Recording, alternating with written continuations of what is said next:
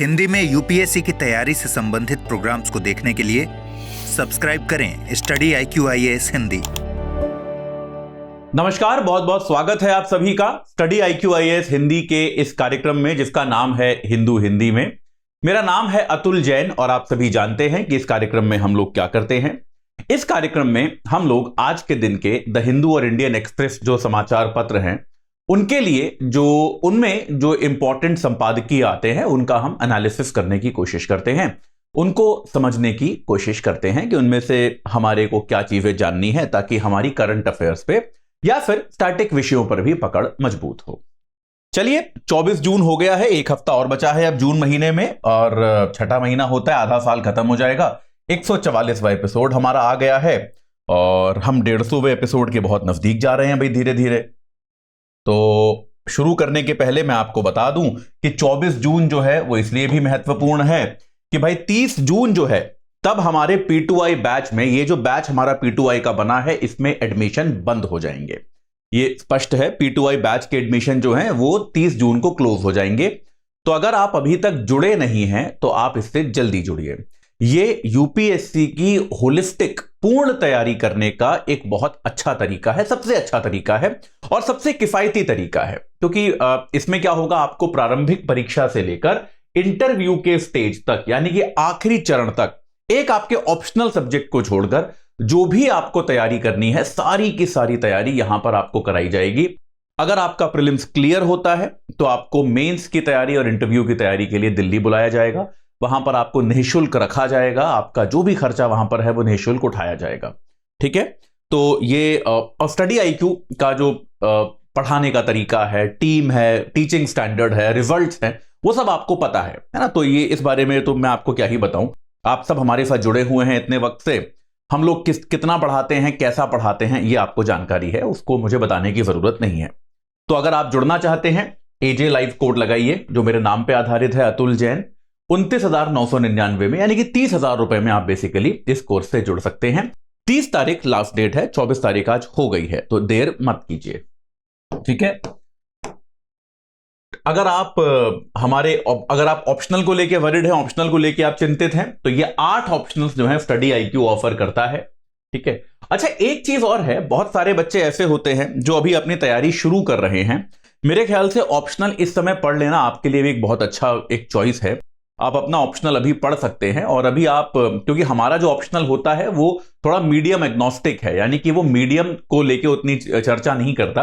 यानी कि जैसे हिंदी साहित्य तो चलिए पूरी तरह से हिंदी में होगा, लेकिन बाकी जो भी ऑप्शनल्स हैं, ये ऑप्शनल्स जो हैं ये पढ़ाए जाएंगे हिंदी में, लेकिन इनके नोट्स अंग्रेजी में होंगे, तो बाइलिंगुअल होंगे। तो आप में से जो ऐसे बच्चे भी हैं जो शायद परीक्षा अंग्रेजी में देने की सोच रहे हैं, बहुत सारे कारण होते हैं उसके, बहुत बच्चों को ऐसा लगता है कि अंग्रेजी में परिणाम बेहतर है, जो भी आपका कारण है। बहुत बच्चों की शिक्षा अंग्रेजी मीडियम में हुई होती है लेकिन वो बोलने समझने में उतने पारंगत नहीं होते। तो अगर आप भी इसको इंग्लिश मीडियम में भी जुड़ना चाहते हैं तो भी ये कोर्स आपके लिए बहुत अच्छा है। 8 जो सबसे पॉपुलर ऑप्शनल्स हैं वो हम आपको प्रदान कर रहे हैं। AJ लाइव कोड लगा के आप इनको भी 13,999 में प्राप्त कर सकते हैं। नॉर्मली ये 15,999 के होते हैं। 25 जून तक यानी कि बस कल के दिन तक के लिए ये एक अतिरिक्त डिस्काउंट आपको दिया जा रहा है कि आप 13,999 में इनको पा सकते हैं। ठीक है, तो ये तरीके हैं, आप इनसे जुड़ सकते हैं। अच्छा, मैं एक बार फिर बता दूं, अगर हमारे कोई एग्जिस्टिंग बच्चे, ऐसे बच्चे जो हमारे कोर्स में एनरोल्ड हैं, मान लीजिए फाउंडेशन कोर्स में एनरोल्ड हैं और वो P2I लेना चाहते हैं, P2I में अपग्रेड करना चाहते हैं, तो आप मेरे से संपर्क कर सकते हैं, आपको उसमें अतिरिक्त डिस्काउंट प्रदान किया जाएगा। ठीक है, चलिए, अगर आप मेरे साथ जुड़े रहना चाहते हैं, संपर्क स्थापित करना चाहते हैं, तो मेरा टेलीग्राम चैनल है Atul Jain UPSC guidance. Instagram पे मैं अतुल_UPSC से हूं और आजकल मैं इंस्टाग्राम पे जवाब देने लगा हूं। पहले मैं इंस्टाग्राम पे उतना प्रयोग नहीं करता था तो जवाब नहीं दे पाता था, लेकिन अब आप में से कई लोगों ने देखा होगा कि अगर आप मुझे रात बिरात इंस्टाग्राम पे मैसेज करते हैं तो अगर मैं देख लेता हूं तो मैं जवाब देना शुरू कर देता हूं। काफी बच्चों से आजकल मेरी इंस्टाग्राम पे बात हो रही है। atul.jain@studiiq.com मेरा ईमेल ID है। अभी भी मेरा यह मानना है, संपर्क करने के लिए सबसे सही तरीका जो है वो ईमेल होता है, उसमें आप रिमाइंडर सेट कर सकते हो, बहुत सारी चीजें कर सकते हो। ठीक है, चलिए, इन तरीकों से आप मेरे साथ संपर्क साध सकते हैं, मेरे साथ संपर्क में रह सकते हैं। चलिए भाई, तो प्रधानमंत्री की अमेरिका यात्रा जो है वो लगभग हो गई समाप्त और अब यात्रा हो गई है समाप्त, तो फिर हम इसके बाद वो इजिप्ट जाएंगे, सीधा भारत नहीं आ रहे हैं, मिस्र जाएंगे, इसके बाद उसके मिस्र के रास्ते भारत आएंगे, 2 दिन की इनकी इजिप्ट की यात्रा भी है। तो कुछ चीजें जो है उनकी चर्चा अब हम धीरे धीरे शुरू करेंगे। सारे अखबारों में क्या हो रहा है, बहुत ही एक जैसे ही आर्टिकल्स आ रहे हैं इस यात्रा को लेकर, भारत अमेरिका संबंधों को लेकर, तो हमें उनको रिपीट करने की कोई खास आवश्यकता नहीं है। उन सारे आर्टिकल्स को हम एक एक करके पढ़ते रहे, इसकी भी कोई खास जरूरत नहीं है। इन आर्टिकल्स की समरी मैं आपको पढ़ा दूंगा, और जो कुछ महत्वपूर्ण समझौते हुए हैं, जैसे जैसे उनके बारे में एक्सप्लेनर आर्टिकल्स आएंगे वो आपको पढ़ाता जाऊंगा। जल्दी में मत रहिए। देखिए, यूपीएससी की तैयारी में ये याद रखिए, जल्दी कोई नहीं है। हमें ये कोई जरूरी नहीं है कि प्रधानमंत्री अगर 10 चीज पे साइन करके आए हैं तो 10 के 10 हमें आज ही समझनी है। हमें क्या जल्दी है यार, एग्जाम तो हमारा बहुत दिन बाद है, तो हम आराम आराम से एनालिसिस जैसे जैसे आता रहेगा वैसे वैसे पढ़ते रहेंगे। ये याद रखिएगा, हमको न्यूज चैनल थोड़ा ना बनना है कि हमको सबसे तेज न्यूज दिखानी है और सबसे तेज समझना है, नहीं, हम आराम से समझेंगे। ठीक है, तो भाई प्रधानमंत्री की ये जो यात्रा थी, इसमें अमेरिका ने भारत अमेरिका संबंधों को 21वीं सदी का सबसे महत्वपूर्ण मित्रता बताया है। और यह एक स्टैंड था जो अमेरिका ने 2009 में लिया था पहली बार। 2009 में जब तत्कालीन प्रधानमंत्री डॉक्टर मनमोहन सिंह अमेरिका गए थे, तब अमेरिका ने यह कहा था कि Indo America partnership is the most important partnership of the 21st century. यानी कि देशों में संबंध होते हैं, दोस्तियां होती हैं, तो देशों में पारस्परिक जो भी एक संबंध बनते रहते हैं वो चलते रहते हैं, लेकिन 21वीं सदी का जो सबसे इंपॉर्टेंट संबंध है, 21वीं सदी की जो सबसे महत्वपूर्ण मित्रता है, अमेरिका ने यह कहा कि भाई ये मित्रता भारत और अमेरिका की है। यह बात अमेरिका ने 2009 में कही, बहुत बड़ी बात है अपने आप में। और अब 2023 में अमेरिका ने उस बात को दोहराया है, और निश्चित तौर पे इन 14 सालों में हमारे संबंध जो हैं अमेरिका से और बेहतर ही हुए हैं, इसमें कोई डाउट नहीं है। 2009 में हमारे संबंधों का जो पिवट था, जो हमारे संबंधों का मूल आधार था, जिसके लिए अमेरिका भारत के लिए हम कह सकते हैं कि बहुत आउट ऑफ द वे जाकर भी अमेरिका ने भारत के लिए बहुत सारी चीजें करी थी, वो था हमारी जो परमाणु समझौता था। भारत का जो परमाणु ऊर्जा के मामले में भारत को अलग थलग रखा गया था, वो भारत का वनवास अमेरिका ने खत्म किया था। तो ये अमेरिका की एक योगदान था। अब लेकिन आप अगर देखोगे तो भारत और अमेरिका वास्तव में कई क्षेत्रों में महत्वपूर्ण भागीदार बन चुके हैं। तो 14 सालों में यह परिस्थिति खराब नहीं हुई, बल्कि यह परिस्थिति जो है वो और बेहतर हुई है। निश्चित तौर पे भारत और अमेरिका के संबंध जो हैं वो दुनिया में एक सबसे इंपॉर्टेंट दोस्तियां, सबसे इंपॉर्टेंट मित्रताएं जो हैं उनमें से एक माने जा सकते हैं। एक देखिए, अच्छे संबंध, कोई भी ऐसा देश नहीं होता, कोई भी ऐसे 2 देश नहीं होते जिनके मध्य किसी ना किसी बिंदु पर विवाद नहीं होता या मतभेद नहीं होते। ऐसा तो हो नहीं सकता यार। आपके परिवार से भी आप बैठोगे, आप कितने भी क्लोज हो अपने परिवार के, किसी ना किसी बिंदु पर तो मतभेद होगा ही होगा ना। तो आप मतभेद को कई बार आप क्या करते हो कि आप ये देखते हो कि यार मतभेद है, लेकिन जो मित्रता है वो ज्यादा महत्वपूर्ण है। आपके मित्रों के साथ कई बार ऐसा होता है कि नहीं, कि आप देखते हो कि यार ये मेरा दोस्त है, ये मेरे से अलग तरह से सोचता है, या इसके विचार, इसका काम करने का तरीका मेरे से अलग है, पर आप देखते हो कि यार मित्रता जो है वो ज्यादा वैल्यूएबल है, तो आप 1-2 चीजों को इग्नोर कर देते हो कि छोड़ो, मित्रता बना के रखते हैं। ऐसा होता है कि नहीं होता? यही सेम चीज अमेरिका और भारत ने भी इस बार करी कि यार जो ऐसे जटिल मुद्दे हैं जिनको लेके अमेरिका और भारत में स्पष्ट मतभेद है, वो क्या है? रूस और चीन। एकदम क्लियरली रूस का आपको मैं बता ही चुका कि अमेरिका ने रूस के खिलाफ पूरा मोर्चा खोला हुआ है, एक पूरा अलायंस बनाया हुआ है, जो कि यूक्रेन युद्ध में पूरी तरह से खुल के स्पष्ट तौर पर रूस का विरोध कर रहा है। भारत ने एक दूरी बनाकर रखी है, भारत ने एक संबंध जो है वो स्पष्ट करके रखा है कि यार हम रूस के साथ भी संबंध रखेंगे, हम रूस से अपने संबंध नहीं तोड़ रहे हैं। ऐसे ही चीन का मुद्दा है, भारत के साथ सीमावर्ती मुद्दे हैं, लेकिन भारत अपने अलग संबंध चीन के साथ रखता है। रूस के साथ भी माफ कीजिएगा, चीन के अमेरिका के साथ भी कुछ तनाव है, लेकिन तब भी अमेरिका चीन के साथ अपने संबंध बना के रखता है। तो इन दोनों देशों ने फिर सोचा कि यार रूस और चीन के बारे में हम अभी बात नहीं करेंगे, हमारी पारस्परिक मित्रता जो है, हमारी अपनी खुद की दोस्ती जो है, वो अपने आप में एक बहुत इंपॉर्टेंट टॉपिक है, उसको ही हम करते हैं, उस पर ही हम ध्यान देते हैं। ठीक है, तो पारस्परिक मित्रता पर दोनों ने काम किया। विवाद जो थे, एक जो विवाद जिसकी अपेक्षा की जा रही थी वो ये था कि भारत में लोकतंत्र की स्थिति पर एक बातचीत हो सकती है, और क्योंकि कई सारी अमेरिका की सरकारी रिपोर्ट्स इस तरह की आई हैं जिनमें भारत में लोकतंत्र की स्थिति और भारत में अल्पसंख्यकों की सुरक्षा, जो भारत में माइनॉरिटी कम्युनिटीज हैं, जो धार्मिक अल्पसंख्यक हैं, उनकी स्थिति और सुरक्षा को लेकर चिंता जताती हुई अमेरिकी सरकार की भी कई रिपोर्टें आ गई हैं। स्टेट डिपार्टमेंट की एक रिपोर्ट आई थी, तो इस बात की संभावना थी कि शायद अमेरिका इस बारे में चर्चा करे, लेकिन कम से कम जो चर्चा सामने आई है उसमें तो ऐसा लगता है कि अमेरिका ने आधिकारिक तौर पर इस बारे में कोई चर्चा भारत से नहीं की। अमेरिका ने एक तरह से भारत के आंतरिक मामले समझकर इनको छोड़ दिया कि भाई ये आप तय करो, इसमें हमारा कोई योगदान नहीं है। बहुत सारे समझौते हुए, बहुत तरह के समझौते हुए, धीरे धीरे इनकी डिटेल आनी शुरू होगी।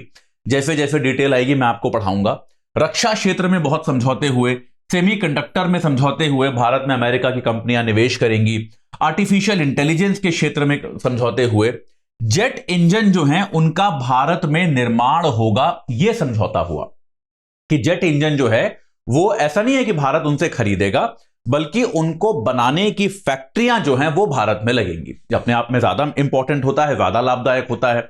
आपके देश में फैक्ट्री लगती है तो ना सिर्फ आपको उत्पादन मिलता है बल्कि आपको रोजगार भी मिलता है ना, ये बात सही है। तो अमेरिका जो है वो भारत में, अमेरिकी कंपनियां भारत में जेट विमान के उत्पादन का कारखाना लगाएंगी और साथ के साथ टेक्नोलॉजी ट्रांसफर भी करेंगी। यानी कि आप जो भी उनका इंडियन पार्टनर होगा, भारतीय पार्टनर जो होगा, इन विमानों के उत्पादन और मेंटेनेंस की तकनीक को भी ये ट्रांसफर करेंगे ताकि भारत इंडिपेंडेंटली भी इसको बना पाए। ये भी यहां पर किया जाएगा। तो महत्वपूर्ण समझौते हैं बहुत तरह के जो किए गए हैं।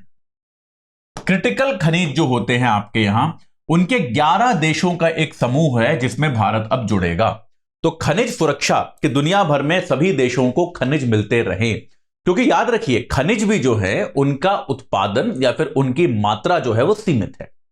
तो और खनिज जो है, आप अगर सेमीकंडक्टर बनाते हैं, हाई लेवल मशीनरी बनाते हैं, तो इन सब चीजों के लिए आप कई बार दवाइयां बनाते हैं, हाई लेवल फार्मास्यूटिकल बनाते हैं, उनके लिए आपको बहुत तरह के खनिज चाहिए होते हैं। और ये खनिज जो है ये हर देश के पास नहीं है, और या फिर अगर है भी तो दुनिया भर में इनकी सप्लाई जो है वो सीमित है। तो अब तक क्या था, चीन का इस क्षेत्र में दबदबा था, चीन का इस क्षेत्र में एकाधिकार था। तो बहुत सारे देशों ने मिलकर एक समूह बनाया हुआ है जो कि आपस में खनिज सुरक्षा मेंटेन करने की कोशिश करता है कि यार खनिजों की सप्लाई जो है वो सारे देशों को रहे, उसमें किसी प्रकार का भेदभाव ना होने पाए। तो भारत भी उसको ज्वाइन अप करेगा। ये एक बड़ी बात है। तो भारत में अगर हम कहते हैं कि आने वाले दिनों में हम सेमीकंडक्टर इत्यादि के क्षेत्र में निवेश करने की सोच रहे हैं या उस क्षेत्र में बड़ी शक्ति बनना चाहते हैं, तो निश्चित तौर पे अपनी खनिज सुरक्षा जो है उस पर हमको ध्यान देना होगा। ठीक है। इसके अलावा अंतरिक्ष में सहयोग के लिए 27 देशों का एक आर्टेमिस समझौता है। एक अलग आर्टिकल भी है इस पे, आज ही वो पढ़ाऊंगा मैं आपको, उसमें भी भारत शामिल होगा। और मानव युक्त अंतरिक्ष मिशन के लिए नासा से सहयोग मिलेगा। यानी कि भारत का बहुत वक्त से सपना है कि भारत भाई अपने यान भेजता है अंतरिक्ष में, यह बात सही है, लेकिन भारत अभी भी किसी मानव को नहीं भेज पाया है। अंतरिक्ष में मानव युक्त यान भेजना भारत का एक स्वप्न है। भारत से अंतरिक्ष यात्री नहीं होते, यह आपको पता होगा। जो हमारी तरफ से अंतरिक्ष में गए भी हैं, captain Rakesh, squadron leader Rakesh Sharma गए थे मेरे ख्याल से, वो भी भारत के यान में नहीं गए थे, मेरे ख्याल से यूएसएसआर के यान में गए थे। कल्पना चावला अमेरिकी नागरिक थी, भारतीय नागरिक नहीं थी। ठीक है, कई लोगों को कल्पना चावला का नाम याद होगा, लेकिन वो अमेरिका की नागरिक थी, वो नासा के मिशन पे जाती थी। ठीक है, तो अब भारत अभी भी मानव युक्त यान जो है वो नहीं भेज पाया है, जबकि नासा भेज चुका है। तो नासा जो है इस पूरी प्रक्रिया में भारत का सहयोग करेगा, नासा इसमें भारत की मदद करेगा, ऐसा नासा ने आश्वासन दिया है। तो ऐसा निश्चित तौर पे होने वाला है। ठीक है, अब यार थोड़ी जो एक प्रॉब्लमैटिक बात है वो हमें थोड़ा समझना पड़ेगा। दो चीजें हैं जिन पर मेरे को आपको बात करनी है। पहले इंपॉर्टेंट चीज कर लेते हैं, फिर एक छोटी सी एक सामाजिक चीज मैं आपको बताऊंगा। तो प्रधानमंत्री नरेंद्र मोदी ने पहली बार कहा जा सकता है, हालांकि कहा जा रहा है कि उसके पहले एक बार 2015 में भी ऐसा किया था, लेकिन तब भी जैसा कि हम सभी जानते हैं प्रधानमंत्री प्रेस कॉन्फ्रेंस नहीं करते, मीडिया से सीधी बात नहीं करते, वो इंटरव्यू देते हैं किसी एक पत्रकार को बुला के, जो कि आमतौर पे स्क्रिप्टेड होता है, जो कि सबको पता होता है, उसमें प्रश्नोत्तर पहले से तय होते हैं। ओपन एंडेड इंटरव्यू वो नहीं देते। जो प्रेस कॉन्फ्रेंस होती है ना कि मीडिया बैठी है, आपको जो पूछना है पूछो, और ये एक परंपरा रही है भारत में कि प्रधानमंत्री आमतौर पर प्रेस कॉन्फ्रेंस करते हैं, जो कि जरूरी है। अक्सर यह भी देखा गया है कि आपने पुराने प्रधानमंत्रियों के आपको वीडियो भी दिखेंगे कि विदेश यात्रा से लौटते हुए हवाई जहाज में प्रधानमंत्री प्रेस कॉन्फ्रेंस करते हैं, लेकिन वो परंपरा नहीं रही है। तो व्हाइट हाउस में इस बार प्रधानमंत्री ने एक प्रेस कॉन्फ्रेंस करी। वो प्रेस कॉन्फ्रेंस क्या थी, 2 सवाल उन्होंने लिए। एक सवाल जो था वो वॉशिंगटन पोस्ट या किसी वॉल स्ट्रीट जर्नल, किसी अखबार का एक सवाल था। तो उस अखबार ने प्रधानमंत्री से सवाल यह पूछा कि भारत में जो लोकतंत्र पे हमला हो रहा है, भारत में जो लोकतांत्रिक संस्थान हैं वो जिस तरह से कमजोर हो रहे हैं, उनसे निपटने के लिए उनकी सरकार क्या कर रही है। इस तरह का सवाल एक प्रधानमंत्री से पूछा गया। प्रधानमंत्री ने उसका जवाब दिया। और हालांकि क्योंकि अमेरिका में यह एक परंपरा रही है कि जो विदेशी नेताओं के साथ प्रेस कॉन्फ्रेंस होती है वो भी स्क्रिप्टेड होती है, हमेशा प्रश्न पहले दिया जाता है और आप अगर देखेंगे तो प्रधानमंत्री के सामने टेलीप्रॉम्प्टर लगा हुआ था जहां पे वो उत्तर पढ़ सकते हैं। तो निश्चित तौर पे ये प्रश्न पहले से तय किया गया था। लेकिन इंपॉर्टेंट चीज क्या है कि यार किसी भी विदेशी प्लेटफॉर्म पर मेरे को एक जो चीज में प्रधानमंत्री ने उसका एक जवाब दिया जो कि एक था कि अगर हम सबको बराबर अवसर नहीं दे रहे फिर तो हमको आप लोकतंत्र कह ही नहीं सकते ना। लोकतंत्र वही होता है जिसमें सबको बराबर अवसर हो, वरना वो लोकतंत्र ही नहीं है। इस तरह का उन्होंने लोकतंत्र की परिभाषा जैसा कुछ जवाब दिया। हालांकि पूछा यह गया था कि आपकी सरकार क्या कर रही है, ये उन्होंने नहीं बताया। खैर, इंपॉर्टेंट चीज यहां पर यह है कि यार अगर विदेशी प्लेटफॉर्म्स पे भारत से यह सवाल अब पूछा जाने लगा है कि आपके यहां लोकतंत्र खतरे में है, तो यह भारत को यह समझना होगा कि यार यह एक छवि का नुकसान है।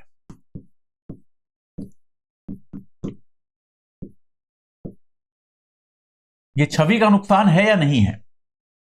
इसके पहले प्रोबेबली जब इंदिरा गांधी ने आपातकाल लगाया था, उस एक काल को अगर हम छोड़ दें तो भारतीय नेताओं से इस प्रकार के प्रश्न कभी नहीं पूछे गए कि आपके यहां लोकतंत्र कमजोर क्यों हो रहा है।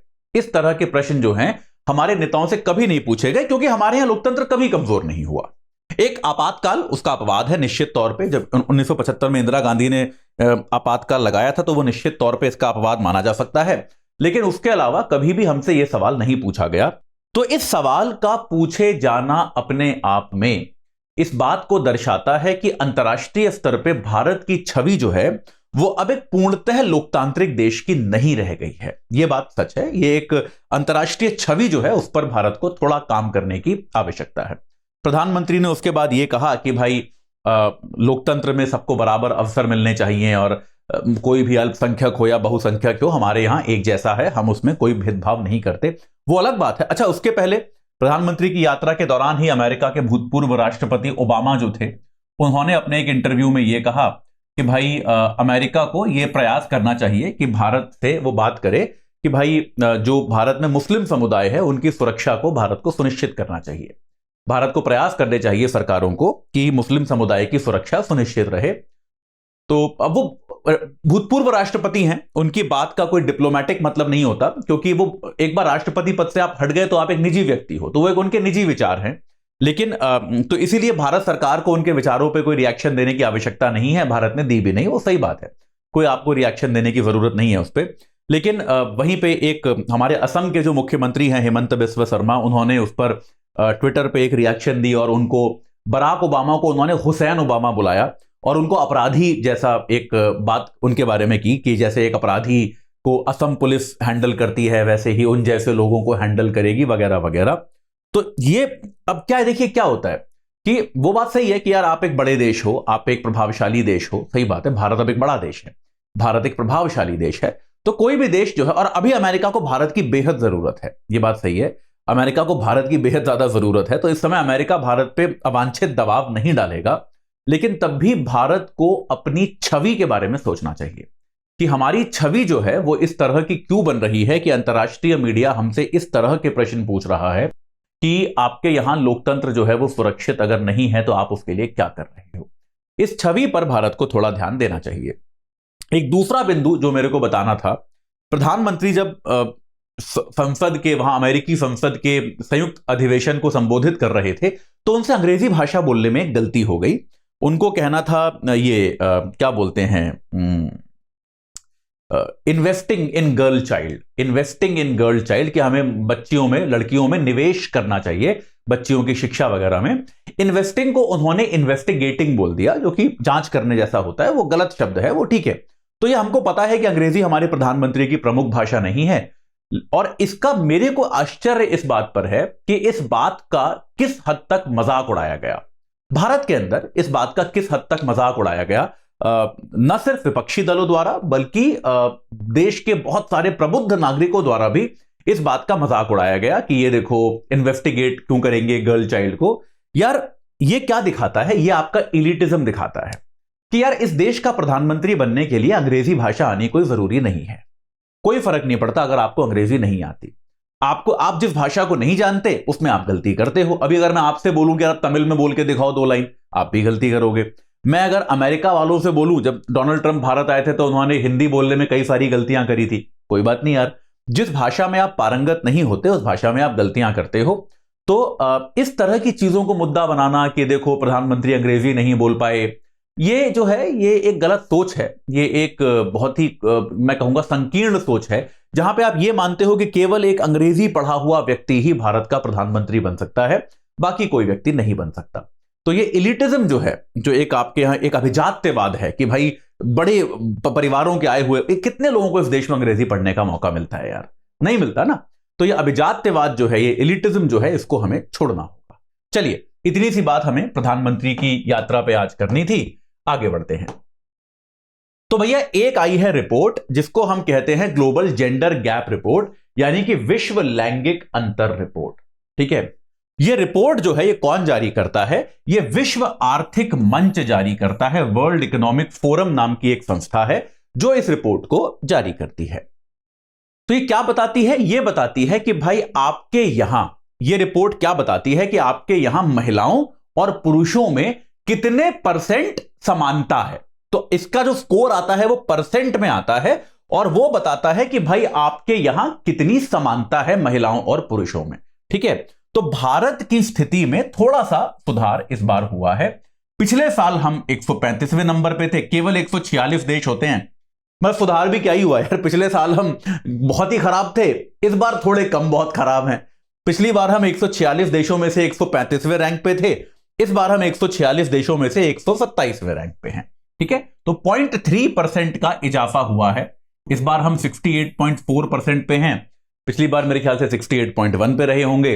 तो थोड़ा सा इजाफा, थोड़ा सा सुधार हुआ है। लेकिन जैसा कि आप देख सकते हैं, इस सुधार के बाद भी हम 146 देशों में से 127वें स्थान पे हैं। ये अपने आप में महत्वपूर्ण इसलिए हो जाता है कि यार हम दुनिया की सबसे बड़ी आबादी हैं।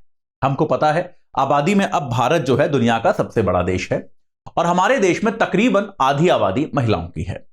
तो यार यानी कि अगर हम ये वाला मैथमेटिक्स लगाएं तो हम सिंपली कह सकते हैं कि दुनिया में सबसे ज्यादा औरतें जो हैं भारत में हैं, दुनिया में सबसे ज्यादा महिलाएं भारत में हैं, लोग सबसे ज्यादा भारत में हैं, तो निश्चित तौर पर महिलाएं भी भारत में ही होंगी। तो यार सबसे ज्यादा महिलाओं के होने के बावजूद हम एक जो लैंगिक बराबरी का जो इंडेक्स है, लैंगिक अंतर की जो रिपोर्ट है, उसमें हम इतना नीचे आते हैं, यानी कि दुनिया की सबसे ज्यादा महिलाओं से हमने समानता का अधिकार जो है वो छीन रखा है। इसको ऐसे समझने की आवश्यकता है। ठीक है, इसके 4 मानक होते हैं, 4 ऐसे पैरामीटर हैं जिन पर ये जज किया जाता है। पहला है आर्थिक भागीदारी और अवसर, कि महिलाओं को क्या पुरुषों के बराबर आर्थिक भागीदारी और अवसर मिलता है। आपकी अर्थव्यवस्था जो है उसमें हर स्तर पे काम कितना करती हैं, बड़े पदों पर कितनी हैं, कितनी धनराशि मिलती है, इन चीजों को लेकर क्या महिलाओं और पुरुषों में समानता है।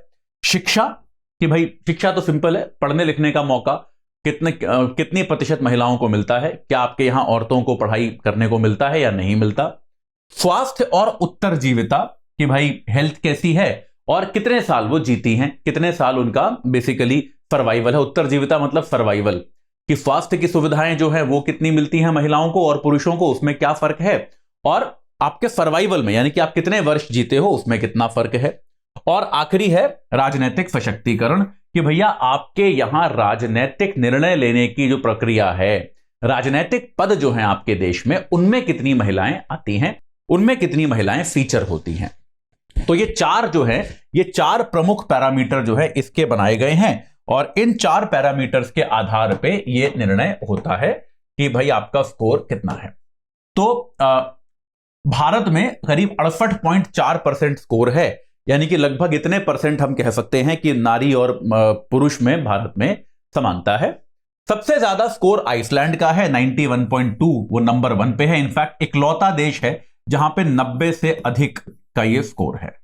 ठीक है, राजनीतिक भागीदारी की अगर हम बात करें तो यार वहां पर एक निश्चित सुधार आपको देखने को मिलता है पंचायतों के कारण।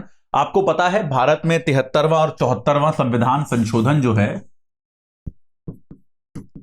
जो 73वां और 74वां संविधान संशोधन है, वो क्या बोलता है कि कम से कम 33% सीटें जो हैं पंचायतों की महिलाओं के लिए आरक्षित होंगी, ऐसा वो बोलता है। तो भाई ये निश्चित है कि इसके कारण भारत में राजनीतिक भागीदारी में अच्छा स्कोर भारत को मिल जाता है, क्योंकि आपके लोकल गवर्नमेंट जो होती है, आपकी जो स्थानीय सरकारें हैं, पंचायतें इत्यादि, उनमें 33% महिलाएं होना मैंडेटरी है, कंपलसरी है।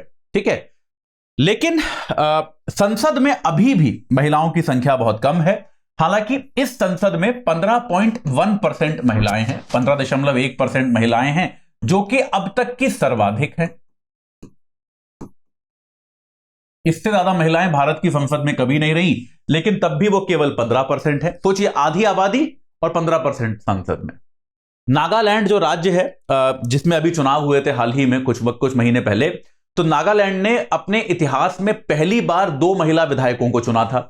इसके पहले नागालैंड की विधानसभा में कभी महिला नहीं गई। तो महिला भागीदारी जो है राजनीति में बढ़ रही है, लेकिन अब भी वो जो आपका वांछनीय स्तर है, जिसको आप चलिए बराबरी के आसपास भी कह पाओ, उससे बहुत नीचे है ना। बराबरी तो बहुत दूर की बात है, अभी हम बराबरी के आसपास भी नहीं आए हैं। बराबरी के आसपास का भी जो स्तर होना चाहिए, उससे भी हम बेहद नीचे हैं अभी, ये बात स्पष्ट है राजनीतिक भागीदारी के मामले में भी। तो राजनीतिक भागीदारी एक ऐसा गोल है जो कि निश्चित तौर पे बहुत ही आसानी से सुलझाया जा सकता है। कभी आप पॉलिटी में पढ़ोगे इस चीज को, आपको पढ़ाया गया होगा कि यार महिलाओं के आरक्षण का, संसद में महिला आरक्षण का जो बिल है, वो पिछले 3-4 दशकों से पेंडिंग पड़ा हुआ है। किसी ना किसी कारण से वो अटक जाता है, वो लैप्स हो जाता है, वो समाप्त हो जाता है, वो पास नहीं हो पाता। तो एक राजनीतिक इच्छा शक्ति की कमी है। लेकिन अब समय आ गया है कि हम एक सशक्त देश अगर हम बनना चाहते हैं, तो यह जरूरी है कि हम अपने देश की महिलाओं को बराबर योगदान दें, बराबर मौका दें। और उसके लिए एक बहुत ही सिंपल सा तरीका है, कानून का प्रावधान। हम जैसे भी उस पर चर्चा करनी है, जैसे एक बड़ी आपत्ति उस पर यह थी कि आप केवल महिलाओं को मत दीजिए, उसके अंदर भी आप जो दलित और पिछड़े वर्ग की महिलाएं हैं उनको आरक्षण दीजिए। या फिर आप जैसे उसमें एक आपत्ति यह थी कि यार कौन सी 33% सीट महिलाओं के लिए आरक्षित होंगी। जैसे मान लीजिए मैं एक व्यक्ति हूं, मैं एक क्षेत्र में काम कर रहा हूं बहुत साल से, अब आपने मेरी सीट महिलाओं के लिए आरक्षित कर दी, तो मैं तो चुनाव ही नहीं लड़ सकता। तो इस प्रकार के जो मामले हैं उनको सुलझाने की आवश्यकता है। इन सब पे ऐसा नहीं है कि सॉल्व नहीं हो सकता, आपको इन पर बातचीत करने की आवश्यकता है इस पर, लेकिन नेगोशिएशन शुरू करना पड़ेगा। अभी क्या है, पिछले कई वर्षों से तो कम से कम इस पर चर्चा भी नहीं सुनी गई है। मेरे ख्याल से पिछले कम से कम 10 साल से तो मैंने इस पर कोई चर्चा भी नहीं सुनी है, कि कोई इसके बारे में बात भी नहीं कर रहा कि यार महिला आरक्षण का एक बिल था जो कि हमने कई बार प्रस्तुत किया था अलग अलग सदनों में, लेकिन उस पर एक बार चर्चा तो करें, बात तो करके देखें, सब पार्टियां आपस में बात करें, एक विचार विमर्श करें, कोई सहमति बनाने की कम से कम कोशिश करें। उस तरह का प्रयास भी होता हुआ मेरे को प्रतीत नहीं हो रहा। और आर्थिक अवसरों की समानता में भारत बहुत पीछे है, हम कई बार पहले भी डिस्कस कर चुके हैं। आपके यहां जो श्रम बल में भागीदारी है, कि जो आपके देश का वर्कफोर्स है, उसमें कितने प्रतिशत महिलाएं काम करती हैं, वो संख्या जो है वो बहुत कम है। और उसके अनेक कारण हैं। कोविड के बाद कई बार ये भी हुआ है कि भाई कोविड के बाद कई बार ऐसा भी हुआ है कि वो संख्या जो है वो और कम हुई है, महिलाओं के पास जो काम करने के मौके थे वो कम हुए हैं। तो हमको इसको भी देखना चाहिए कि हमारे कार्यक्षेत्र जो हैं वो महिलाओं को ज्यादा स्वीकार करें, उनके लिए ज्यादा स्वीकार्यता विकसित हो पाए। इस तरह का प्रयास हमें करने की आवश्यकता है। तो कोई भी जब इंडेक्स आता है इस तरह का, तो अक्सर हमारा पहला रिएक्शन क्या होता है कि हम इसको नकारने की कोशिश करते हैं कि नहीं ये गलत है, ये नापने का गलत तरीका है, वगैरह वगैरह। मेरे ख्याल से नकारना ठीक है, आपको नकारना है आप नकारिए, क्योंकि इसके राजनीतिक परिणाम होते हैं कई बार, लेकिन नकारने के बजाय आप उसको उस पर काम भी कीजिए, वो ज्यादा जरूरी है। आप ये प्रयास कीजिए कि यार हम इसको बेहतर करें। जैसे एक उसका क्लासिक एग्जांपल है ईज ऑफ डूइंग बिजनेस का जो इंडेक्स आता है। पहले भारत सरकारें उसको नकारती थी, फिर सरकार ने उस पर काम करना शुरू किया कि यार हम अपने यहां ईज ऑफ डूइंग बिजनेस बेहतर करेंगे। और आप देख सकते हैं कि किस तरह से भारत की रैंकिंग उसमें निरंतर सुधरी है पिछले कुछ वर्षों में, 8-10 वर्षों में किस हद तक हमारी रैंकिंग सुधरी है। तो अगर हम इन इंडिकेटर्स को नकारने की बजाय इनमें सुधार की दिशा में काम करना प्रारंभ करें तो वो भी एक अच्छा कदम हो सकता है, एक बढ़िया कदम हो सकता है। चलिए, छोटी सी खबर है यार, ये बड़ी दुखद खबर है, बड़ी दर्दनाक खबर है, लेकिन है तो अब इस पे आज क्योंकि बहुत सारे संपादकीय जो हैं वो प्रधानमंत्री की अमेरिका यात्रा पे एक ही बात को बार बार लिखा गया है 5 बार कि भाई बहुत अच्छे संबंध हैं, महान संबंध हैं, ऐतिहासिक संबंध हैं। तो यार एक बार बता दिया, अब उसको 5 बार बताने का तो कोई पॉइंट है नहीं। तो इसीलिए ये वाला समाचार भी मैंने आज उठाया कि यार इसके अलावा समान नागरिक संहिता पे एक और आर्टिकल आया है। तो यार समान नागरिक संहिता पे हम लोग पिछले 2-3 दिन से लगातार पढ़ रहे हैं। तो मुझे लगा कि यार, और मैंने वो आर्टिकल पढ़ा, उसमें नया बिंदु कोई भी नहीं है, वही सारे बिंदु हैं जो हम कल परसों उसके एक दिन पहले चर्चा में खत्म कर चुके हैं। राइट। तो यार मतलब एक ही चीज को बार बार पढ़ने से कुछ अचीव होगा नहीं, तो बेटर है कि हम नई चीज पढ़ें। तो इसीलिए आज मैंने समान नागरिक संहिता का भी एक आर्टिकल आया फैजान मुस्तफा का, उसको भी मैंने आज नहीं उठाया है, क्योंकि मैं कल बता चुका हूं आपको, परसों बता चुका हूं, कई बार बता चुका हूं कि उस पर क्या विचार है, क्या विमर्श है। जब आएगा तब देखेंगे, है ना। उस आर्टिकल में कुछ ऐसा नया नहीं था। तो यार 1912 में क्या हुआ था, टाइटैनिक डूब गया था। मेरे ख्याल से आप में से कोई भी ऐसा नहीं होगा जिसने टाइटैनिक का नाम नहीं सुना होगा। एक बहुत बड़ा जहाज था और उस समय दुनिया का सबसे बड़ा जहाज था। आई थिंक कुछ 2200-2300 लोग उस पर जा सकते थे। दुनिया का सबसे बड़ा पानी का जहाज था और बहुत ही मतलब चर्चा और शान शौकत के साथ उसको लॉन्च किया गया था और लोग उस पर गए एक क्रूज पे, और अपनी पहली ही यात्रा में वो एक आइसबर्ग से, एक जो हिमखंड होता है, उससे टकराया, उसमें छेद हो गया, टूट गया वो और डूब गया। लोग पहले से भी नाम जानते थे इसका, लेकिन ऑब्वियसली एक बहुत ही शानदार इस पे फिल्म बनी। आप लोगों ने वो फिल्म, आप बहुत लोगों ने देखी होगी, एक इस पे फिल्म बनी, और फिल्म बनने के बाद तो टाइटैनिक जो है वो एकदम आइकॉनिक हो गया। मतलब उस फिल्म में जो एक्टर्स भी थे वो भी बड़े बड़े ग्लोबल स्टार बन गए।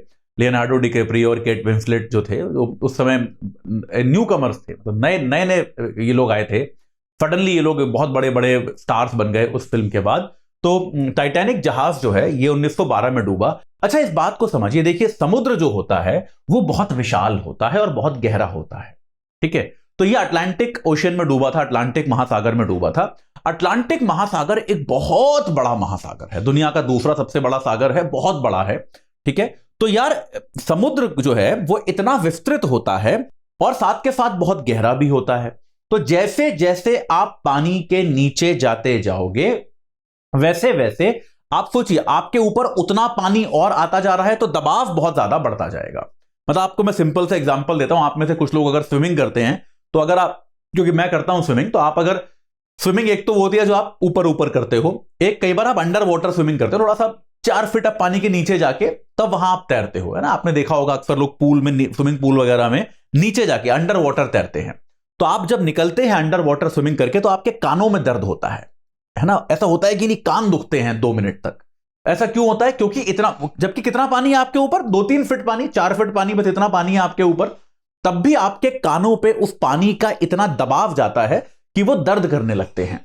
तो इमेजिन कीजिए अगर आप पानी से 12-15 हजार फीट नीचे चले गए तो वो दबाव कितना होगा, वो दबाव की मात्रा कितनी होगी, है ना। तो इसीलिए टाइटैनिक गिर गया, टूट के कहीं डूब गया, और इतना बड़ा समुद्र का क्षेत्र होता है कि उसमें ढूंढ पाना भी लगभग असंभव होता है। ये हमने जब कुछ साल पहले एक हवाई जहाज खो गया था MH370, उस समय भी हमने देखा था, उसका मलबा मिला ही नहीं, क्योंकि इतना बड़ा समुद्र है कि उसमें महीनों तक सर्च ऑपरेशन चले, लेकिन हम उसको कभी ढूंढ ही नहीं पाए। तो वही सारी प्रक्रिया यहां पर भी है कि यार टाइटैनिक टूटकर कहीं गिरा, और कहने को वो इतना बड़ा पानी का जहाज था, लेकिन उसका मलबा हम बहुत वक्त तक नहीं ढूंढ पाए। आखिरकार 1985 में कभी जाकर, देखिए डूबा कब, 1912 में, और मलबा कब मिला, 1985 में। 73 सालों के बाद कहीं जाकर उसका मलबा हमको मिला। अब यह आइकॉनिक जहाज था और फिल्म आने के बाद से तो और प्रचलित हो गया। तो यार जब से इसका मलबा मिला तब से एक इंडस्ट्री का विकास हुआ। वो ये था कि आप इस तरह की, जैसे ये आपको टाइटन पनडुब्बी दिख रही है, ये दुर्भाग्यशाली पनडुब्बी ओशियन गेट कंपनी की थी टाइटन, तो ऐसी पनडुब्बियां इत्यादि बनाकर आप लोगों को समुद्र के नीचे भेजते हो ताकि वो वहां पे जो खिड़कियां हैं उनके जरिए टाइटैनिक का मलबा देख पाएं। ये पनडुब्बियां होती हैं, इनमें एक ऐसे इलेक्ट्रॉनिक हाथ भी लगा होता है, उसके जरिए जाके कुछ मलबा ये उठाकर भी लाते हैं, जिसको ये मतलब बेसिकली एक एंटीक की तरह बेचते भी हैं और अपने पास जो इसमें जाता है उसको रखते भी हैं। तो इस तरह के जो ये एडवेंचरस यात्राएं हैं, एडवेंचरस क्योंकि पानी के बेहद नीचे एकदम समुद्र की तली पे वो पड़ा हुआ है, तो आप वहां तक जा रहे हो एक पनडुब्बी के जरिए। ठीक है, तो भाई ये जैसे ये वाला जो अनुभव था, इसकी जो यात्रा थी, इसकी फीस थी करीब $2.5 लाख कि हर व्यक्ति जो इसमें जा रहा था उसने करीब $2.5 लाख इस कंपनी को दिए थे। $2.5 आप अगर समझें तो 80 रुपए के हिसाब से भी अगर आप मल्टीप्लाई करने की कोशिश करें तो $2.5 लाख जो है बेटा वो करीब 2 करोड़ रुपए हो गए। इस एक अनुभव की कीमत जो है 2 करोड़ रुपए के आसपास हो गई। अगर आप परचेजिंग पावर पैरिटी के हिसाब से करो, क्योंकि आप बोलोगे सर इकोनॉमिक्स में आपने ही पढ़ाया है कि ऐसे ऐसे कन्वर्ट नहीं करते, गलत बात होती है, सीधे सीधे गुणा नहीं करते, तो परचेजिंग पावर पैरिटी के हिसाब से करीब 24 रुपए का होता है $1। तो अगर हम उससे भी गुणा करें तो करीब 60 लाख रुपए देकर आप इस अनुभव का आनंद उठा सकते हैं परचेजिंग पावर पैरिटी के हिसाब से। तो यार ये एक पनडुब्बी जो है, टाइटन पनडुब्बी, ये गई थी कुछ दिनों पहले और इसमें इसका यही काम था, ये नीचे जाती अटलांटिक ओशियन में और वहां जाके जो मलबा था आपके टाइटैनिक जहाज का, उस मलबे में घूमती, उस मलबे को एक्सप्लोर करती, उस मलबे में खोज खबर करती और वापस आ जाती। तो इसमें कुछ लोग थे जो कि बहुत धनवान लोग थे, एक बिलियनियर्स थे, सबके सब बहुत बहुत धनवान लोग थे और एंथुसियास्ट थे, मतलब जो इस प्रकार की जो एडवेंचरस यात्राएं होती हैं वो करने में जिनकी रुचि होती है, उस प्रकार के लोग थे। तो इन लोगों को लेके ये पनडुब्बी नीचे गई और उसके बाद से अब नीचे जाने के करीब 1-1.5 घंटे बाद से इससे संपर्क स्थापित होना बंद हो गया। तो शुरू में ऐसा था कि इसके अंदर जो ऑक्सीजन होती है, ये कहा गया कि वो 96 घंटे यानी कि 4 दिन चल सकती है। तो 3-4 दिनों तक बहुत ज्यादा इसकी खोज खबर की गई, बहुत ढूंढा गया। अमेरिका ने ढूंढा, कनाडा ने ढूंढा, बहुत सारे देश जो हैं उन्होंने संयुक्त दल बना के इसमें खोज खबर का काम किया, खोजबीन का काम जारी रखा, लेकिन आखिरकार इसका कोई हमें अवशेष मिला नहीं। और अब यह घोषित कर दिया गया है, इस पनडुब्बी का कहीं कहीं कुछ हिस्सा थोड़ा बहुत मिला है मलबे का, कि यह पनडुब्बी जो है ये पानी के दबाव से फट गई और फटने के कारण वहां पर निश्चित तौर पे जो भी लोग थे उन सबकी मृत्यु हो गई, उन सबकी मौत हो गई। ठीक है, ये वहां पे स्पष्ट किया गया। और क्योंकि देखिए पानी के नीचे आप जितना जाओगे, एक तो अटलांटिक ओशन बहुत ठंडा है और ये बेहद अंधकारमय होता है, पिच डार्क है, एकदम एकदम वहां तक सूर्य की किरणें नहीं पहुंचती, एकदम घोर अंधकार वहां पर होता है। और जब ये पनडुब्बी फटी भी होगी तो इसके फटने की प्रक्रिया में इतना ज्यादा पानी का दबाव होगा कि जो भी लोग, मतलब मैं एक आर्टिकल पढ़ रहा था इस पर, कि जो भी लोग उसमें बैठे थे, एक तरह से उनके शरीर के हर इंच पे एक पूरे ट्रक के वजन जितना दबाव पड़ा होगा, तो उनको शायद दर्द महसूस भी नहीं हुआ होगा, उनकी तुरंत मृत्यु हो गई होगी, मतलब शरीर बचा ही नहीं होगा। कुछ इस तरह की स्थिति हो गई होगी कि एकदम शरीर जो है वो एक सेकंड के शायद 100वें हिस्से में ही शरीर पूरा समाप्त हो गया होगा और किसी तरह का दर्द भी उनको अनुभव नहीं हुआ होगा। क्योंकि दर्द भी हमें अक्सर तब अनुभव होता है जब हमारा जो शरीर, जहां पे जैसे अगर मैं अपने हाथ पर यहां पे मुझे कुछ चुभता है तो यहां से मेरे दिमाग को एक संदेश जाता है कि यहां दर्द हो रहा है, तब मैं दर्द अनुभव करता हूं। ठीक है, लेकिन उनके शरीर को शायद इतना समय ही नहीं मिला होगा कि यहां पर कुछ दर्द हुआ और वो दिमाग तक सिग्नल पहुंचे, उसके पहले ही उनका शरीर जो है पूरी तरह से समाप्त हो गया होगा। तो बहुत दुखद था, इन लोगों की मृत्यु हो गई निश्चित तौर पे। और मृत्यु के साथ साथ ये भी माना जा रहा है कि किसी भी तरह का मानव अवशेष नहीं मिलेगा, है ना, क्योंकि शरीर के एकदम मतलब खत्म हो गया होगा, शरीर शायद पूरी तरह से विखंडित हो चुका होगा। तो किसी भी तरह का कोई मानव अवशेष मिलेगा इसकी कोई संभावना नहीं है। सर्च ऑपरेशन भी अब रोक दिए गए हैं और ये एक बहुत दुखद घटना है और ये हमको ये भी समझाती है कि यार इस तरह के जो उद्योग हैं, इस तरह के जो एक्सप्लोरेशंस के उद्योग हैं, इनके लिए क्या नियमन है, इनके लिए क्या रेगुलेटरी संस्थाएं बनाई गई हैं, इनका टेस्ट कौन करता है, इनकी क्वालिटी ठीक है ये कौन चेक करता है।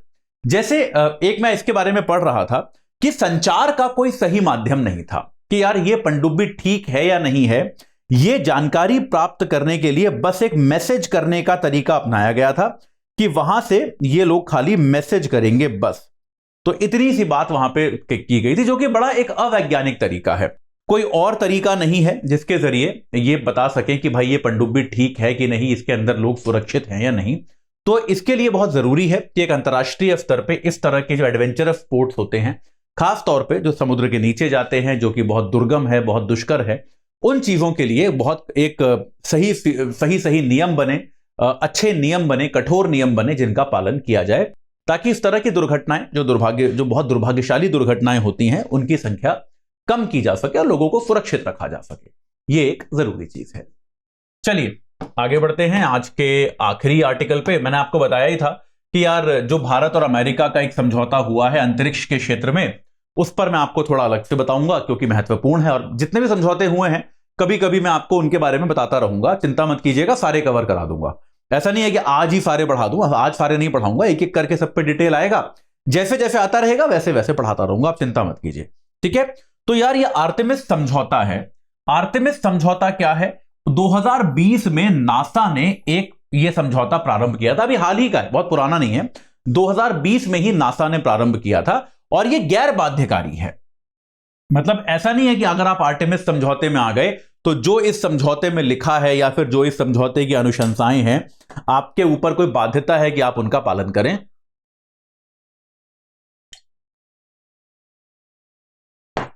यह समझौता जो है ये गैर बाध्यकारी है। तो यार देखो, अंतरिक्ष की जब हम बात करते हैं तो अंतरिक्ष में एक और समझौता भी है, वो क्या है? बाह्य अंतरिक्ष संधि, आउटर स्पेस ट्रीटी जो है। तो यार देखो, अंतरिक्ष में क्या है कि कुछ प्रैक्टिसेस हैं। देखो, अंतरिक्ष जो है सबका साझा है, पहली चीज ये है। अंतरिक्ष किसी एक देश का तो है नहीं, ऐसा तो है नहीं कि भाई अमेरिका का अंतरिक्ष है और भारत का है या भारत का नहीं है, ऐसा तो है नहीं। या फिर यह भी नहीं है कि अंतरिक्ष उनका अलग है और हमारा अलग है। अंतरिक्ष तो भाई सबका साझा है कि नहीं है? अंतरिक्ष तो सबका एक जैसा है। तो भाई अगर अंतरिक्ष साझा है तो यह आवश्यक है कि इस साझे अंतरिक्ष में हम लोग साझा नियमों का भी पालन करें। यह बात जरूरी है, यह आवश्यक है। तो यानी कि अंतरिक्ष में आप जो है और अंतरिक्ष में हम ज्यादा कचरा ना फैलाएं, अंतरिक्ष में हम नियमों का पालन करें, कोई दूसरा देश जो है उसके साथ कंफर्म करें कि वो किस तरह की गतिविधियां कर रहा है। ये सारी चीजें अंतरिक्ष में आवश्यक हैं, ठीक है। तो इन सब चीजों के लिए बाह्य अंतरिक्ष नीति, बाह्य अंतरिक्ष संधि बनाई गई थी, भारत उस पर पहले ही दस्तखत कर चुका है। तो अब सवाल यह आता है कि आर्टेमिस समझौता क्या है? आर्टेमिस समझौता भी लगभग यही बातें करता है कि हम जो है एक दूसरे की संप्रभुता का सम्मान करेंगे, अंतरिक्ष में स्वच्छता बना के रखेंगे और किसी प्रकार के विवाद से बचेंगे, यही सब बातें करता है। लेकिन ये सब बेकार की बातें हैं। आर्टेमिस समझौता यह है कि भैया अंतरिक्ष में बने हुए हैं कैंप, कि आप अमेरिका का कैंप में हो कि आप रूस के कैंप में। मेजरली ये दो कैंप रहे हैं हमेशा से, कि आप अमेरिका के कैंप में हो कि आप रूस के कैंप में हो। आर्टेमिस समझौता जो है वो या है वो सीधा सीधा अमेरिका का कैंप है, अमेरिका का कैंप है, अमेरिका का खेमा है ये, कि अमेरिका के जो भी मित्र देश हैं अंतरिक्ष की तकनीक में, वो सबके सब जो है इस कैंप में आना चाहते हैं, ठीक है। ये एकदम स्पष्ट है, ये बिल्कुल सीधी सीधी बात है। आर्टेमिस समझौते का और कोई मतलब नहीं है, बस यही मतलब है कि भाई आपने कैंप बना रखे हैं और ये आपका अमेरिका का कैंप है, ठीक है। तो आर्टेमिस समझौता पे जैसे ही भारत ने दस्तखत किए, आप ये कह सकते हो कि कम से कम स्पेस टेक्नोलॉजी के मामले में भारत पूरी तरह से अमेरिका के कैंप में चला गया है। बाकी चीजों में आपको मैं कई बार बता चुका हूं कि भारत एक सबसे थोड़ी सी दूरी बना के रखता है, भारत अपनी खुद की एक विदेश नीति बनाता है कि यार हम किसी भी खेमे में शामिल नहीं होना चाहते। लेकिन आर्टेमिस समझौते के तहत क्या हो गया है कि यार ये स्पष्ट हो गया है कि स्पेस को लेके, अंतरिक्ष को लेके भारत ने पूरी तरह से अमेरिका के साथ हाथ मिला लिया है कि भैया हम तुम्हारे साथ हैं जहां तक स्पेस टेक्नोलॉजी की बात है, ठीक है। यह अपने आप में ऐतिहासिक तौर पर बहुत बड़ा कदम है, ये बहुत बड़ा कदम है ऐतिहासिक तौर पे। अगर आप इसको देखें कि यार देखो, अंतरिक्ष के क्षेत्र में रूस और चीन से अमेरिका की पुरानी प्रतिद्वंदिता है, ये हमको पता है।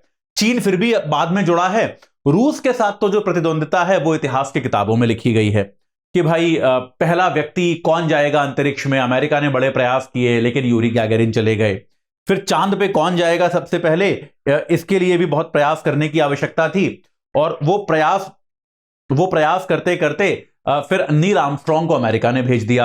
हालांकि बहुत सारी उसकी कॉन्स्पिरेसी थ्योरीज हैं कि अमेरिका ये जो है रूस को पछाड़ना चाहता था, इसीलिए अमेरिका ने जो है वास्तविकता में किसी को चांद पर नहीं भेजा और ये एक ऐसे ही फर्जी लैंडिंग थी। हालांकि ये सब कॉन्स्पिरेसी थ्योरीज हैं, उन पर ध्यान नहीं देते। तो ये सारी चीजें जो है इन दोनों देशों में हमेशा ये कोल्ड वॉर के इरा में जो आपका शीत युद्ध था, ये एक झगड़ा बना रहा, ये एक प्रतिद्वंदिता बनी रही कि स्पेस के क्षेत्र में, अंतरिक्ष के क्षेत्र में हम में से कौन बड़ी महाशक्ति बनेगा। क्योंकि दोनों महाशक्तियां थी, दोनों चाहते थे यार कि स्पेस के क्षेत्र में भी हम ज्यादा दमदार शक्ति बन के उभरे, हम ज्यादा बड़ी पावर बने। तो इस प्रतिद्वंदिता ने निश्चित तौर पे, ये केवल पृथ्वी पर नहीं थी, आसमान में भी थी, अंतरिक्ष में भी ये झगड़ा चल रहा था। तो 80 और 90 के दशक में, अच्छा उस समय क्या था, भारत की स्थिति क्या थी उस समय? भारत थोड़ा सा रूस की पक्ष में था, रूस की तरफ था। यह हमको पता है ना ऐतिहासिक तौर पे, क्योंकि भारत के जो नेता थे वो थोड़े समाजवादी टाइप के थे, है ना। रूस के साथ भारत के ऐतिहासिक संबंध रहे थे, सांस्कृतिक संबंध रहे थे। तो भारत थोड़ा सा रूस के पक्ष में ज्यादा माना जाता था। ये एक भारत को लेकर नोशन था कि भारत जो है रूस का पक्षधर था, ठीक है। तो ऐसा होता था कि कई बार अमेरिका इस बात को लेकर नाराज भी रहता था भारत से कि भारत तो प्रो रूस है, ये मान के चला जाता था। जब भारत पाकिस्तान का युद्ध भी हो रहा था तो भी रूस ने भारत की सहायता की थी, ये हमको जानकारी इस बारे में है। तो अब क्या है कि भाई 80 और 90 का दशक जो था, तब अमेरिका ने भारत को अंतरिक्ष तकनीक में सहायता नहीं दी थी। 80-90 के दशक में भारत चाहता था कि यार हम अपने अंतरिक्ष तकनीक में सुधार करें, उसमें हम नई चीजें ट्राई करें। अमेरिका ने भारत को ना तो किसी तरह की मदद दी, और 90 आते आते जब रूस कमजोर हो गया, 90 आते आते यूएसएसआर का विखंडन हो गया, याद है, और रूस बन गया। तो अब रूस भी जो है अपेक्षाकृत कमजोर हो गया था और अमेरिका पे निर्भर था रूस भी कई चीजों के लिए। तो 90 के दशक में अमेरिका ने रूस को भी रोका कि तुम भी इनकी मदद मत करो, अब ये जो है ये हमारे खेमे में नहीं आए थे, तुम भी इनकी मदद नहीं करोगे। और इस कारण से रूस ने भारत को क्रायोजेनिक टेक्निक जो होती है वो बहुत दिन तक नहीं दी। बाद में भारत ने विकसित की खुद से, लेकिन उसमें 2 दशक लगे। तो भारत का जो स्पेस का विकास प्रोग्राम था वो करीब 2 दशकों तक टल गया, ये इस अमेरिका की नीति के कारण। और देखिए, एक वो टाइम था और एक आज का टाइम है कि भारत जो है खुल के अमेरिका के खेमे में अब शामिल हो चुका है, पूरी तरह से सम्मिलित हो चुका है। अब इंपॉर्टेंट चीज यार ये है कि भारत को इस खेमे में शामिल होने का या किसी भी खेमे में शामिल होने का क्या लाभ मिलेगा। यार देखो, हमारी, अगर मैं आपसे कहूं कि अंतरिक्ष के क्षेत्र में हमारी क्या महत्वाकांक्षा है, ऐसी कौन सी चीज है जो हम करना चाहते हैं, तो आप बोलोगे यार हम एक तो चंद्रमा पे लैंडिंग करना चाहते हैं, है ना। हमने अभी तक मून लैंडिंग ढंग से नहीं करी, हम मून लैंडिंग करना चाहते हैं। हम एक मानव वाला जो एक यान होता है वो भेजना चाहते हैं जिसके अंदर इंसान जाए, हमारा अपना अंतरिक्ष यात्री हो जो अंतरिक्ष में जाए।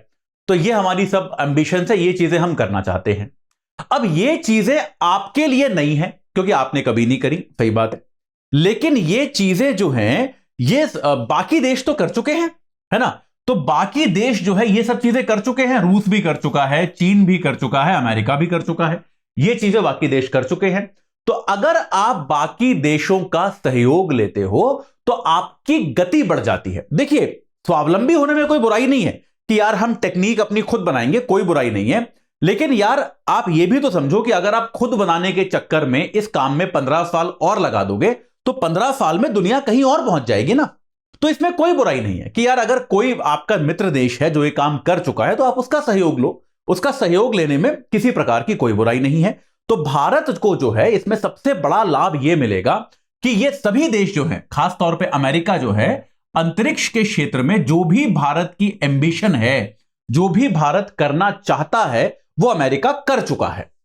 तो भारत को उनसे तकनीकी असिस्टेंस मिलेगी कि भाई आप जो है हमारी भी मदद कीजिए ताकि हम एक जल्दी से, एक समयबद्ध तरीके से हम भी इन चीजों को हासिल कर पाएं। ये एक भारत को लाभ मिलेगा। मैं फिर से कह रहा हूं, इसका मतलब ये बिल्कुल नहीं है कि भारत अपनी स्वतंत्र रिसर्च छोड़ देगा, लेकिन आपके रिसर्च को भी सही दिशा मिलती है ना, आपके रिसर्च को भी सही गाइडेंस मिलती है। होता है कि नहीं होता यार, आप जब यूपीएससी की तैयारी करते हो तो आप किसी ऐसे, अगर आपका कोई सीनियर था जिसने पिछले साल निकाला था, तो आप उससे मिलने जाते हो कि नहीं जाते? इसलिए थोड़ा ना वो आपकी जगह पढ़ लेगा, आके पढ़ोगे तो आप हो सकता है अपने तरीके भी निकालो पढ़ने के, लेकिन तब भी थोड़ी गाइडेंस मिलती है कि नहीं। आप सब टॉपर्स के इंटरव्यू क्यों देखते हो बैठ के? इसीलिए देखते हो ना कि यार गाइडेंस मिलती है कि वो उसने क्या किया वो मैं भी कर सकता हूं, मुझे लाभ मिल जाएगा। कई बार टॉपर्स बेकार की बातें भी करते हैं, अरे ये करो वो करो, तो छोड़ दो यार, मत करो फॉलो, अपने तरीके से करो, लेकिन तब भी एक दिशा मिलती है। वही चीज यहां पर है कि हम एक ऐसे देश से जो ये चीजें पहले कर चुका है, एक हमको दिशा मिल सकती है, यह लाभ भारत को मिल सकता है, तो भारत को आगे बढ़ने में मदद मिलेगी। अब इसमें चुनौती क्या है यार, देखो रूस की नाराजगी तय है। रूस भारत का परंपरागत सहयोगी रहा है, हमेशा रूस ने भारत को अंतरिक्ष में सहयोग दिया। जब यह गगनयान मिशन भारत ला रहा था तब भी रूस ने भारत को कहा था कि यार अगर तुम्हें अपने स्टाफ को ट्रेनिंग देनी है तो हम तुम्हारी सहायता कर देंगे। रूस ने हमेशा हमको मदद ऑफर की है और अब भारत जाके आर्टेमिस में शामिल हो गया है, तो निश्चित है ये बात कि रूस जो है वो नाराज होगा। तो अब जो है भारत को किसी प्रकार का इसका कूटनीतिक सोल्यूशन निकालना पड़ेगा, ये एक चुनौती होने वाली है। जैसे तेल के मामले में भारत ने निकाला है, ऊर्जा के मामले में कि यार हम रूस से ऊर्जा लेंगे लेकिन तब भी अमेरिका से हमारे संबंध खराब नहीं हुए। वही सेम चीज भारत को यहां अंतरिक्ष के मामले में करनी पड़ेगी कि यार हम अमेरिका के अंतरिक्ष खेमे में शामिल हो गए तब भी हमारे संबंध जो है रूस के साथ खराब ना हो। इसकी कोई ना कोई प्रक्रिया जो है, कोई ना कोई तरीका जो है भारत को निकालना पड़ेगा। तो किसी प्रकार का एक कूटनीतिक संतुलन, ये आप में से कई लोग इंडियन फॉरेन सर्विसेज के ऑफिसर्स बनेंगे, तो इस तरह के चैलेंज होते हैं जो आपको डील करने पड़ते हैं कि यार अब आपको रूस को मनाना है, अब आपको यह देखना है कि रूस हमसे बहुत नाराज ना हो, थोड़ा बहुत नाराज तो हो गई, बहुत नाराज ना हो। रूस को के साथ हम ऐसा क्या करें कि वो हमसे बहुत नाराज ना हो। तो ये कूटनीतिक चुनौती है जो भारत के सामने आज आई है, तो देखते हैं भारत इससे कैसे निपटता है। चलिए, ये था हमारा आज का मेरे ख्याल से आखिरी आर्टिकल, आखिरी ही है। चलिए जल्दी से आज के सवाल कर लेते हैं, आज के प्रश्न कर लेते हैं। तो आज का पहला प्रश्न क्या है, आपको सत्य कथन पहचानना है। आर्टेमिस समझौता अंतरिक्ष से जुड़ा हुआ है, बिल्कुल सही बात है, अंतरिक्ष से जुड़ा है। चीन इस समझौते का हिस्सा है, नहीं भाई, चीन और रूस को हटाने के लिए ही तो, उनसे मुकाबला करने के लिए ही तो यह समझौता है, तो यह आपका गलत हो गया। ठीक है, चलिए आगे बढ़ते हैं। सत्य कथन पहचानिए। राजनीतिक भागीदारी लैंगिक विश्व लैंगिक अंतर रिपोर्ट का एक मानक है। 4 मानक थे, क्या बताए थे आपको, याद करिए। पहले एक राजनीतिक भागीदारी हो गया, एक शिक्षा हो गया, एक स्वास्थ्य हो गया, और चौथा क्या हो गया, मुझे भी याद नहीं आ रहा चौथा क्या हो गया, देख लेते हैं पीछे जाके यार एक बार, ऐसे भूलना अच्छी बात नहीं होती। 4 मानक थे इसके। आर्थिक भागीदारी कैसे भूल गए हम, ऑब्वियसली आर्थिक भागीदारी, सही बात है, आर्थिक कि भाई आपके यहां वर्क फोर्स में कितने लोग हैं। ठीक है, तो क्या क्या हो गया, फिर से लिख लेते हैं एक बार। राजनीतिक भागीदारी तो है ही है, शिक्षा, स्वास्थ्य और आर्थिक भागीदारी, ये 4 मानक हैं।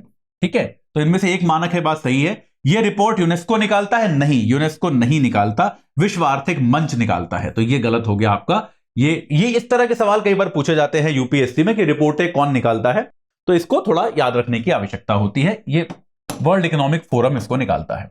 चलिए, आज का प्रश्न जो है थोड़ा इंटरेस्टिंग है, थोड़ा एक तरफा सवाल है, इसका आपको जवाब लिखना है कि वर्तमान परिवेश में भारत के पास अमेरिका के खेमे में जाना एक अपरिहार्य विकल्प है। अपरिहार्य मतलब जो होके ही रहेगा, इनएविटेबल। कहने के लिए विकल्प है कि भारत अमेरिका के खेमे में जाए या ना जाए, लेकिन होके रहेगा, यह होकर ही रहेगा। वर्तमान परिवेश जो है उसमें भारत अमेरिका के खेमे में जाएगा, यह होना मैंडेटरी है, यह होकर ही रहेगा। इस पर आपको चर्चा करनी है। आप इसका विरोध कर सकते हैं, पूरी तरह से आप इसका विरोध कर सकते हैं। इनफैक्ट अगर मेरे को उत्तर लिखना होता तो मैं इसका जम के विरोध करता कि यह अपरिहार्य नहीं है।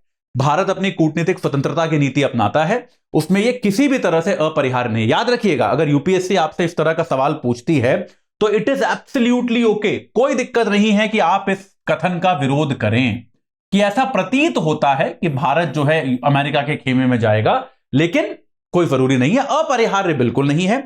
हमारे पास हमारी खुद की कूटनीतिक स्वायत्तता है, उसके आधार पर हम निर्णय लेंगे। इस तरह का विरोध जो है आप कर सकते हैं दिए हुए कथन का। कोई आपको यह नहीं कहेगा कि यार ये कथन का आपने विरोध क्यों किया, पूरी तरह से जायज होता है। ये कई सारे मिथक होते हैं यूपीएससी के सवालों को लेकर, अरे जो लिखा हुआ है उसी का समर्थन करना है, बिल्कुल कोई जरूरत नहीं है। एक मेरा वीडियो है इस पे, अक्सर लोग कहते हैं कि सर सरकार का हम विरोध कर सकते हैं क्या? बिल्कुल कर सकते हो सरकार का विरोध आप अपने उत्तरों में, कोई दिक्कत नहीं है। ठीक है, आप ये चीजें, हाँ, लेकिन मतलब ऐसा नहीं कि अरे ये तो सब चोर हैं, इस तरह का विरोध नहीं। तथ्यपरक कि सरकार की नीति का विरोध कर सकते हो कि यार ये नीति जो है ये सही नहीं है, ये गलत है, इस तरह का विरोध आप कर सकते हैं। तो यही इस कथन का भी विरोध आप कर सकते हैं कि यह अपरिहार्य नहीं है। निश्चित तौर पे कुछ भी अपरिहार्य विदेश नीति में नहीं होता।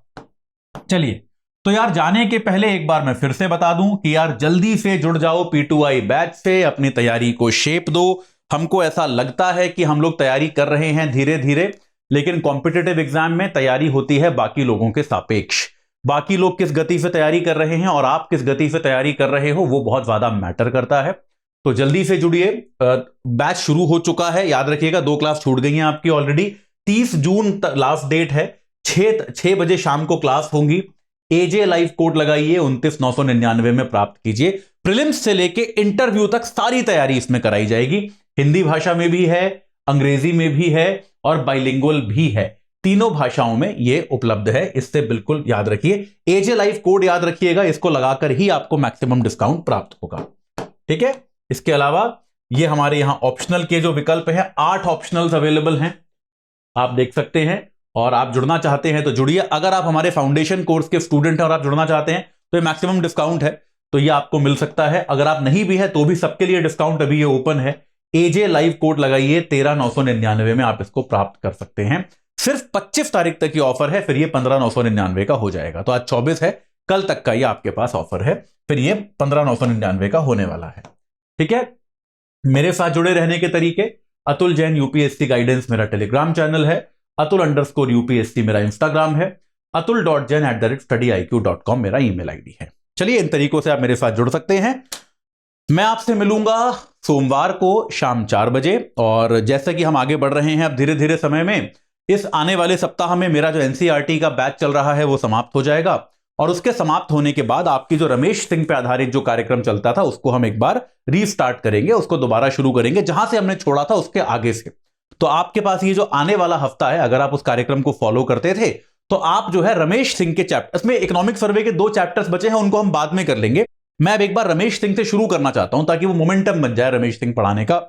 तो यार रमेश सिंह से अगर आप ये उसके चैप्टर्स को आप फॉलो कर रहे थे तो आप ये कोशिश कीजिए कि आखिरी के 5-7 लेक्चर से एक बार देख लीजिए ताकि आपका भी मोमेंटम बन जाए। और हम फिर से जैसे ही ये खत्म होगा, आने वाले सप्ताह में निश्चित तौर पे एनसीईआरटी का बैच मेरा समाप्त हो जाएगा, तो उसके साथ ही हम अपनी रमेश सिंह की जो चर्चा है उसको दोबारा शुरू करेंगे सुबह के समय में।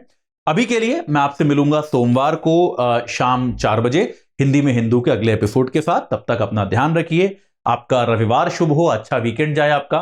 और मेरे साथ आज शाम जुड़ने के लिए आपका बहुत बहुत धन्यवाद। हिंदी में यूपीएससी की तैयारी से संबंधित प्रोग्राम्स को देखने के लिए सब्सक्राइब करें स्टडी IQ IAS हिंदी।